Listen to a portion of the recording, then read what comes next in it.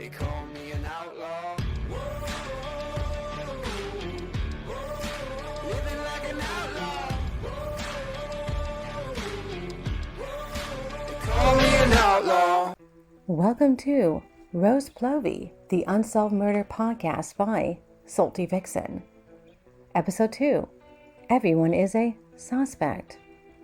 The 1920s and 30s was the age of big heists, racketeering, bootlegging, gangsters, speakeasies, crime, and murder that turned profitable in Hollywood of the past and Netflix of today.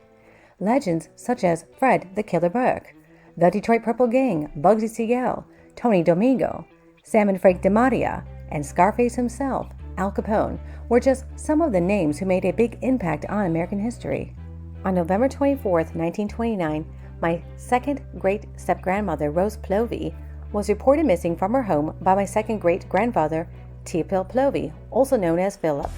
He went to the police station and reported her disappearance. The police searched the home top and bottom, front and backyard, and nothing was found. He told the police that they had a quarrel over a $375 note. That's about $6,726.89 in today's money. That they signed from her brother, Henry J. Baker. And at 4 a.m., Rose was gone. The case went cold, and everyone assumed, including my second great-grandfather, that she left. 4 a.m. was nothing to worry about, as many people left for work that time or went to the train station to travel, and Rose traveled to both Chicago and Indiana often to visit her family and friends. This time was rather odd for Rose. Philip had no idea where she went, and the more I thought about Rose's disappearance, the more I wondered, why didn't some of the siblings, who lived on the same street as Rose and Philip, actively search for her? It was as if they had little or no concern for her whereabouts. She vanished without trace, and the case went cold. Everyone on South 13th Street continued with their daily lives, including Philip. People go missing all the time, and for all sorts of reasons. Normally, it's just a trip somewhere, something spontaneous, or to visit someone because of a disagreement with their spouse. Sometimes they return, and sometimes, well, they don't. And 3 months later, a niece spoke up and wondered where Rose was, and the investigation was reopened.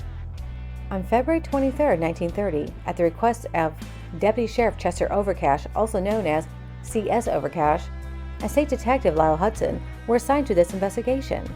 He took this investigation because of Fred the Killer Burke, who had recently killed Charles Skelly, a cop for Berrien County, as well as one of the people who took part of the famous St. Valentine's Day Massacre on February 14, 1929. It is no secret that Overcash knew my second great-grandparents personally. They shopped at their grocery store located on 998 Hickory Street, and Philip would have shopped at the 52 Cigar Shop on North 2nd Street. That was also owned by Overcash.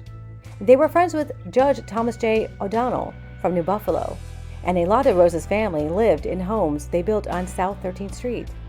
I stated in the previous podcast Overcash did not like my second great-grandfather.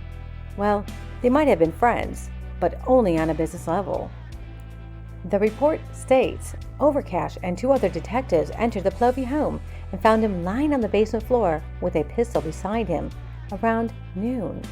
Then they found body parts in the furnace and across the backyard. The murder weapon, which they think was an axe, was never found. I know what you're thinking.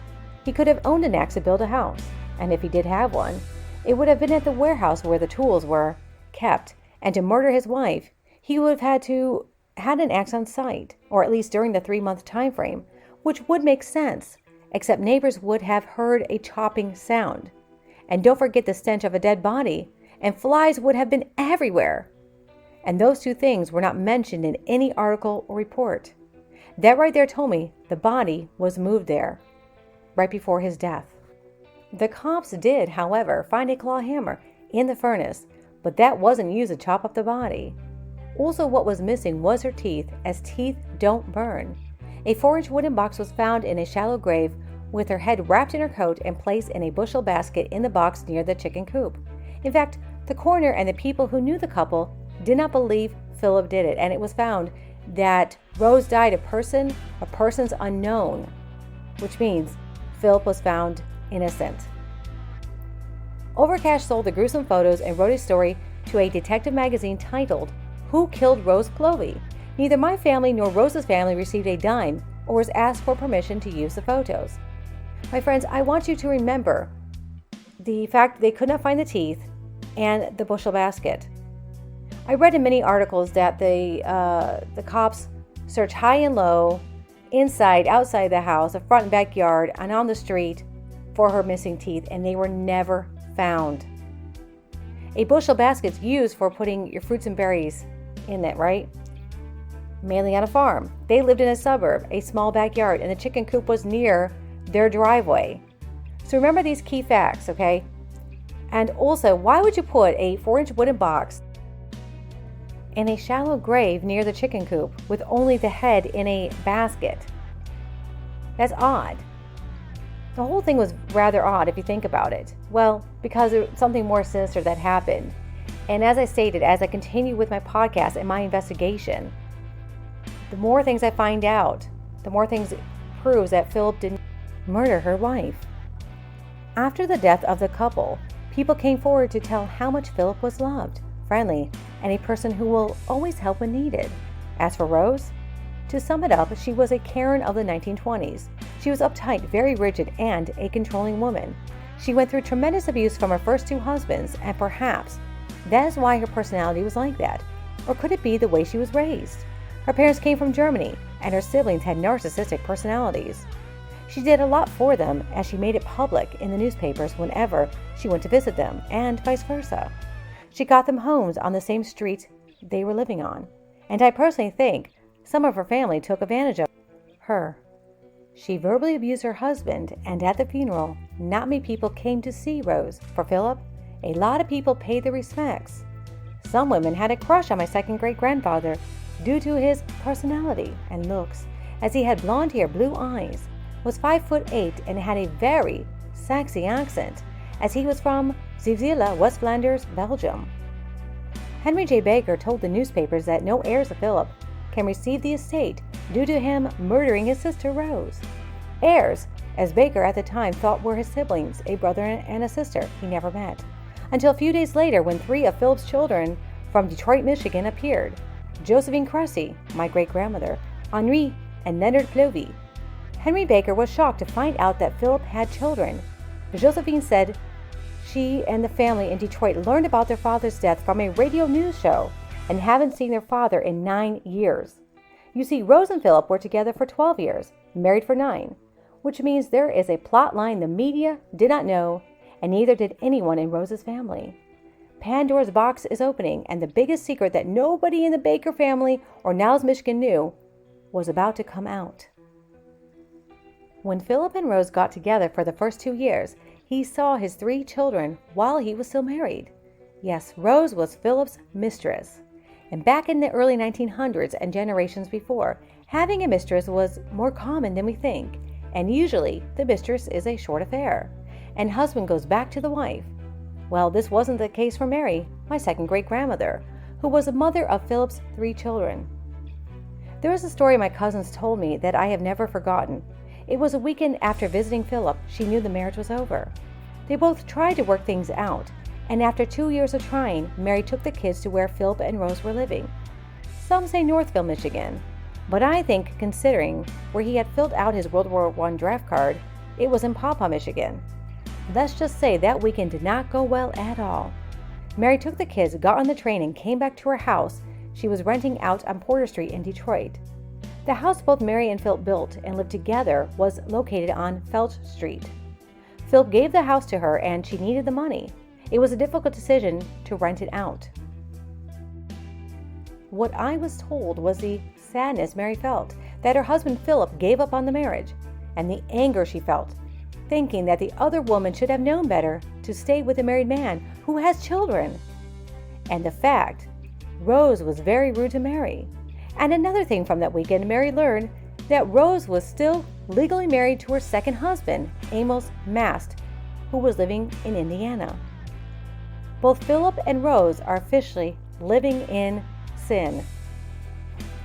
Mary told Philip, from the stories I was told, he can come see the kids without Rose. And I know what you're thinking. Mary has to be on my suspect list, as hell hath no fury like a woman scorned. Well, the truth is, she wouldn't be. My great uncles told me that Mary was a kind and loving woman. She had health problems her entire life due to her Ashkenazi genetics. She was born out of wedlock. Her parents were Dutch Jews, and that story will be talked about in another episode. Philip filed for divorce and cited desertion, and that means Mary did not perform wife duties, also known as sex. After divorce was granted, Rose and Philip got married in Kalamazoo, Michigan. Rose wasn't accepted in the Detroit Belgian community, as they all knew that Philip took on a mistress and gossiped behind their backs. They all felt pity for Mary and the children. When Philip left the family, according to census records, Mary continued to write married, as it was embarrassing for a woman with children to be single. And to be honest, what Philip did instead of working things out with his wife was unforgiven. Although he is my family, I do believe he was a coward for leaving his wife and children. He did not know the hardship Mary and the children had. A story about my great-grandmother, Josephine, when she was a kid. She would go along the railroad tracks with her siblings to gather coal to heat the house because they could not afford it. Mary worked hard as a cleaner and also as a laundry worker. Did he pay child support? No. Why did Rose go after Philip? Because when Mary and Philip were married, he was a wealthy milk dealer. He had cows, milked them, sold the milk, etc. He was the first one in the Plovie family to build and own a house. When the Detroit Creamery took over, most milk dealers in the city had to close shop. He felt like a failure to his wife and children. And, well, he was suffering from depression. When he met Rose, in a nutshell, he wasn't thinking with his head. He was thinking, I need to get rid of the stress and depression, and Rose is here flirting with me. I don't need to spell it out, as you and I both know what I am talking about. And I do want to say that his personality was an introvert, the same personality I have, my dad and uncle, and my grandpa Cressy, his grandson. The way we deal with depression and stress is we just mentally shut down, we go radio silent. And yes, depression can set in. And how we deal with the stress and depression? Well, creativity. For me, is writing or composing music. My daughter is art. My grandpa Cressy was art and classical music, for my understanding. And for Philip, it was gardening. And a little extracurricular activity, which was, Rose. I do believe Rose was supposed to be a hookup and nothing more, but as you know, it became more than a hookup. It became a full-blown affair. Many people ask why affairs happen. A man may seek out a mistress because he feels unfulfilled or unhappy in his marriage. He may feel neglected or unappreciated by his spouse and may turn to another woman for emotional and physical support. And oftentimes, the other woman doesn't know she is a mistress, especially in this digital world. Rose and Philip told a lie they met in Detroit while Rose was a waitress. Would Rose have been a waitress in Detroit? No. It doesn't fit her personality, given she would tell the papers her every moment of her social life. She likes the rich things in life, got everything she wanted from her first two husbands, at least had a big house, loved the latest trends. And when she met Philip, she saw a good man. Should she had stopped the affair? Yes. Why didn't she? Well, I'm guessing she got pregnant. Rose was a real estate agent and Philip was a builder. A woman owning her business was rare back then. Philip supported her. They had money, a lot of it, more than anyone in their family. Her will, that will be talked about later. It disappeared, and I believe she was going to put Philip's 3 children on it because she could not have any of her own. Remember I said, the only explanation I can come up with why Philip divorced Mary was because Rose got pregnant. And I found a newspaper article in the early 1920s that stated, Philip and I thank you for the kind flowers and cards you sent me for the illness we're both suffering. And I do believe it was another failed pregnancy. One of the key questions in every detective story that has ever been written is, who has a motive? Usually, that only serves to narrow things down, as there are 2 or 3 people with a plausible motive, and even then a whole other person can turn out to be the actual killer. The killer could have been anyone on South 13th Street, or perhaps it was family who did not live in Niles. The things I recently uncovered about the Baker family that was meant to be a secret in Pandora's box is mind-blowing. And I think that Henry J. Baker was covering up for his relative, Curtis L. Goodrich. Henry was bitter towards Rose and Philip for selling the Golden Harbor Hotel in New Buffalo, Michigan. The place was profitable, and Henry was the manager. She and Philip gave him a home on South 13th Street in Niles and a job to work at the house building company. Yep, Henry was on the Plovie payroll. And that $375 note they got from Henry Baker, well, that doesn't fit in with the story. And you know, the media, they don't always tell the truth or get the wording correctly. Just saying. Henry did not have that kind of money. In fact, none of Rose's siblings had any money, as she was the only one. So why get $375? What was it needed for? That is why they argued. Philip reportedly said, "Don't mix family with business." Words that got my head scratching. Henry was jealous of Rose for being the only sibling with money, as Henry had his own successful business, and due to an error in judgment, he lost his business. That was around the same time she gave her brother management position at the Golden Harbor Hotel. He also said that both Rose and Philip promised a plot of land in the Vernon district of Niles. Even at probate, he brought up that odd obsession. I know that area was a good place to build houses and profitable, especially if one rents out houses or sells them. I honestly don't think they made that promise to Henry. In old newspaper social section articles, Rose and Philip were having guests such as Judge Thomas J. O'Donnell from New Buffalo over. That means they would have these meetings to sell plots of land to build houses on for the wealthier people. What about the neighbor across the street? Her husband had a child who died in a house fire. The house my second great-grandpa built. Although the cause was from a stove, I could see the woman blaming Rose and Philip for that and demanding the insurance money for wrongful death. Although that happened in 1927 and Rose disappeared in 29. With that science of deduction method, I don't think that woman was capable of murder, so I'm ruling her out. And finally, the main suspect on my list is her first husband, Amos Orcutt, who had murdered his first wife, severely abused Rose. She divorced and remarried. Then Amos remarried to another woman he also beat up. The woman died in a car accident and later married another woman who was accused of almost murdering her entire family over her deceased husband's will. Oh yeah, and her deceased husband, brother, had murdered her brother. Seriously, you can not make this up. Was Philip's death a suicide? No, whoever killed Rose framed him. The person had to have a truck and live on a farm and have a serial killer mind to go and chop up a body. Philip did not own a truck and was a mild-mannered person. He was also weak and wears his heart on his sleeve, and he's an introvert. I have stated in a previous podcast he never once hit his first wife, my second great-grandmother Mary, and that tells me he was not a violent person, nor did he hit his second wife. He let her verbally abuse him until she calmed down. And a way for him to cope is the introverted way. Just walk away from it. Do something creative like gardening. For me, it's writing. Phil's introverted traits did get passed down the generations. I guess many sleuths out there can say that he did live on a farm before Niles. Yeah, he did. It's true. Except everything he owned he sold to move to Niles to build houses. And I learned that from the documents I found.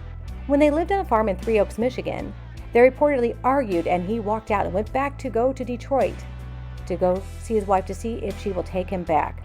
Of course, that was proven false. Who said that to the media? Oh, that was Henry J. Baker.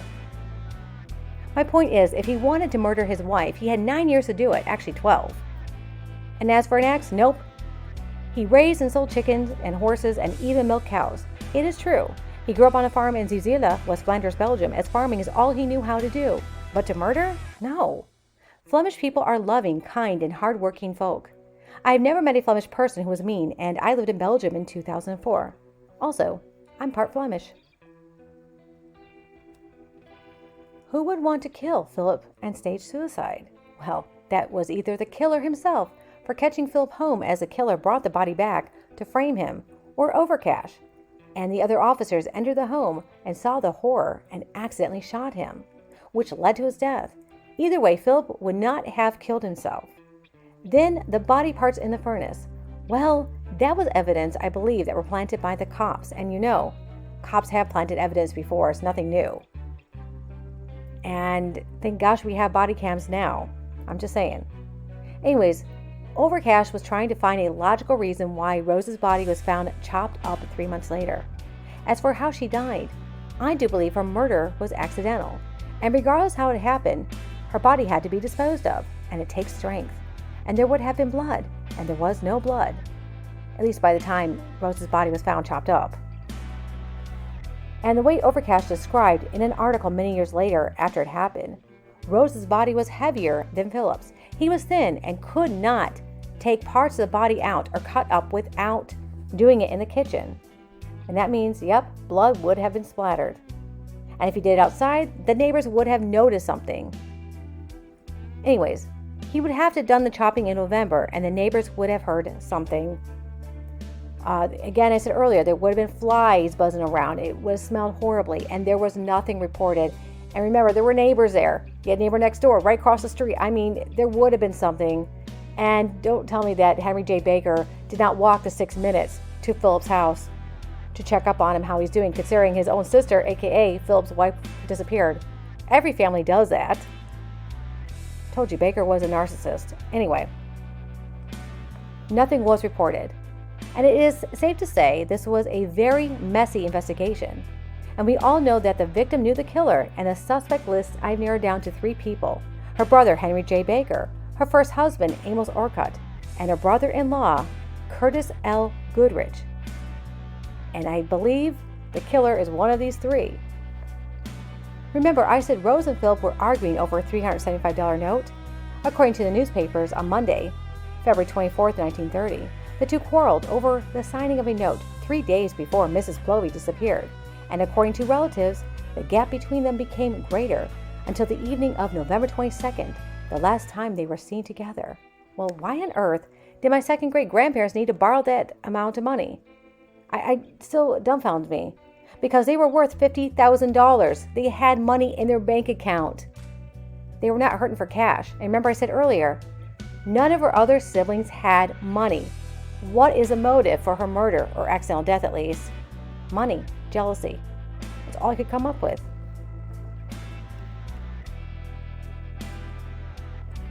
Did you ever wonder how the relatives knew that the gap between them became greater after an argument? They lived 6 minutes apart from each other on the same street. I'm just saying, usually family arguments kind of stay private. I mean, Rose could complain to her brother, but that is odd. I think Baker was regurgitating a newspaper article that Philip had said in the papers that, yes, we were arguing over a banknote. You see, my second great-grandfather did not go in depth about what the banknote was.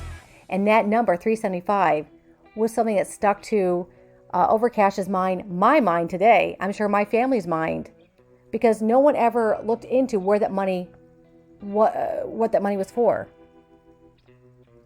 And that's something that bothered me, and I continue to do some digging. And oh my God, the evidence I found will blow your mind. Let's just say I had learned that Curtis L. Goodrich, who was a brother-in-law to Henry and Rose, had owned 2 properties. One in St. Joseph, Michigan, which was the childhood home of the Baker family, and the other was a rented farm in Jackson, Michigan. Now, the farmhouse still exists today, but the land itself has been reduced to a small backyard. Ironically, before I even knew about this murder, when I went to Spring Arbor University, which is next to Jackson, a tiny town, I remember driving down that street. I looked where that farm was a few days ago, and I thought, I remember having that really eerie feeling. And this is long before I knew about the murder in my family. So maybe it's some spiritual connection to that street. I don't know. I am kind of curious. Is that where the teeth are?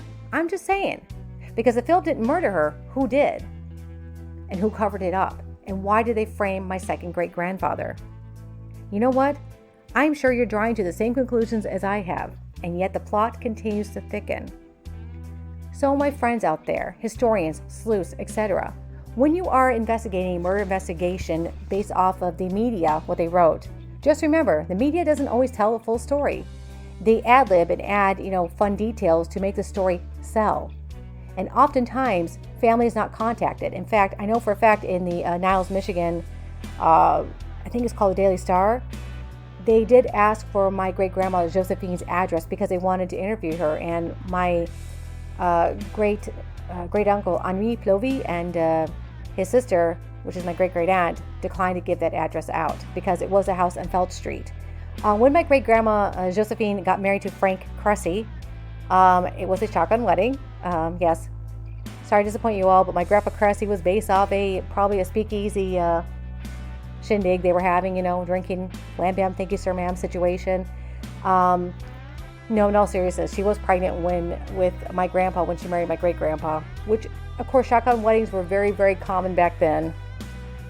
So, but they had a happy marriage, and I never knew that side of the family. I think I talked about in my previous podcast because my grandma Jean and Frank had to divorce when my dad and uncle were young. They were kids. And of course, she remarried to my current grandfather who adopted my dad and uncle. And unfortunately, my grandpa Cressy did say, and it is documented on the adoption papers, he said that, let Herbert raise the children. He'll be a better father than I could be. And that cowardly passive aggressiveness, and anyone in my family who's listening, I'm going to be honest, I notice as a trait in the family, it's like we get our head in the sand, and it's part of our introverted personality. Remember I said earlier, Philip had an affair. He could have ended it, but he didn't. He became a coward. He hid his head in the sand, instead of being the dad paying child support. That's why I suggested the will that Henry Baker was harping about in the articles in the newspapers, that he stated, she was going to remove Philip on the will. Why would she? They had a thriving business. They were making a ton of money. They were banking on it. They still had houses to build. None of it made sense. And of course, articles were stating, maybe they were in a slumping, depression because, they weren't selling the houses. The thing was, they were making rent money. You see, there were so many holes in this story. And my family had been investigating it. My great grandmother, I know, Josephine, had been. And of course, I wanted to open this back up. I wanted to learn about why Pandora's box was closed. And I know I actually just learned recently, even as late as the 1940s, my great grandma Josephine had contact with Baker, and I know she did not like him just from the stories I was told. And I found a picture of Baker. He creeps me out. I mean, he could smell narcissism. Now his house on South 13th Street no longer exists. My second great grandfather's house does, and majority of the other houses he built still exist till this day. And they're beautiful. I've been to that street. I've been to the house, not inside, but I've been there, walked around the street, and I could feel his presence. I know in a spiritual way. But I wanted to connect to that to understand what happened, or what the kind of personality of my second great grandfather. Because as you know, like my previous podcast, families don't talk. That's why there's family secrets that will go to the grave. So I cannot wait to tell the next few chapters of this podcast. The next one will start with a character analysis of Teopo Plovie, and then Marie Tivert. She was Ashkenazi, Jewish born out of wedlock, and then Rose, and of course we'll do her husband's also character analysis, and then of course the siblings Henry J. Baker, Goodrich, and others, and the end of the story, the conclusion. As stated in this podcast, yes, I do believe that it was her family who had murdered her, and I think I pretty much hypothetically solved the case after so many years. And I think if Overcash had more information like I had, like the mortgage and money, and think about the motive, and even if he contacted my side of the family, or if he had contacted her first husband, find out more things, or if he contacted Goodrich and find out, he has a farm in Jackson, Michigan. The teeth weren't found in the Plovie backyard. Where's her teeth? So, even Overcash knew that the body was planted there, but as stated, because Philip was dead, he had to come up with a conclusion. And also because Overcash was running for sheriff, so a lot of politics was going on. And and of course you had the gangsters, running amok in Niles and in Berrien County, and of course Detroit Purple Gang. I believe Berrien County was called the Gangsters Highway, and to the right was Detroit Purple Gang and the other small ones, and then the left was Al Capone's gang, and etc.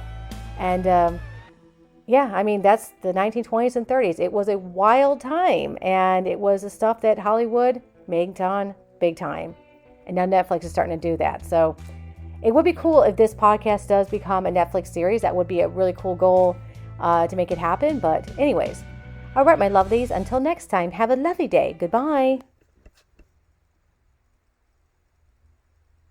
Subscribe now.